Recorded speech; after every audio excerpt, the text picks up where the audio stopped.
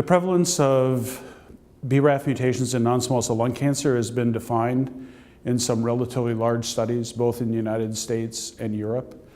The frequency of all BRAF mutations is approximately 2 to 4%.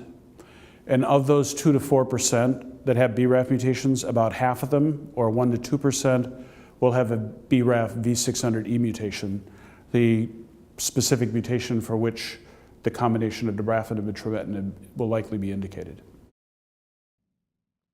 So the BRAF population tends to be slightly younger than the average age, usually in the mid-60s, whereas the average age of lung cancer is about 70. There seems to be no predilection for men or women, about equal distribution. Most of the BRAF mutant patients are smokers. If you look at the rate of the BRAF mutants who are true never smokers, it's usually in the 20–25% range. So the majority have some exposure to smoking. Almost all of them have adenocarcinoma histology. They don't appear, at least in the lung cancer mutation consortium database, they don't necessarily appear to be different from a prognostic point of view. Although I must say, I don't know that we have enough information to really answer a lot of these prognostic, predictive aspects of a BRAF mutation.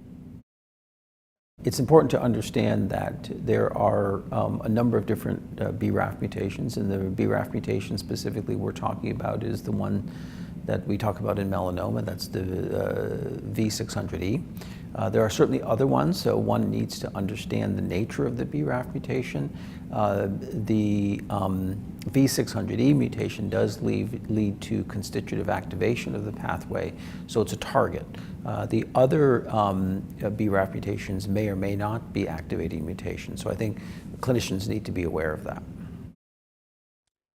The V600E mutation was discovered mostly in melanomas and then was found to occur in other tumors. Because the V600E is the predominant mutation of BRAF in melanoma, they've developed drugs that are specific for that V600E mutant form. That is that they're specifically designed to be effective with that mutation. Therefore, the drug is quite effective in those V600Es. The other types of BRAF mutants are less likely to respond to those BRAF inhibitors because it's not designed to be active against those. The patients who have V600E BRAF mutations tend to be male smokers with Advil Carcinoma. These are different than the patients. There's almost none where you find both a BRAF mutation as well as an EGFR, ALK, or ROS1 rearrangement. Only one of them tends to be found in a given patient.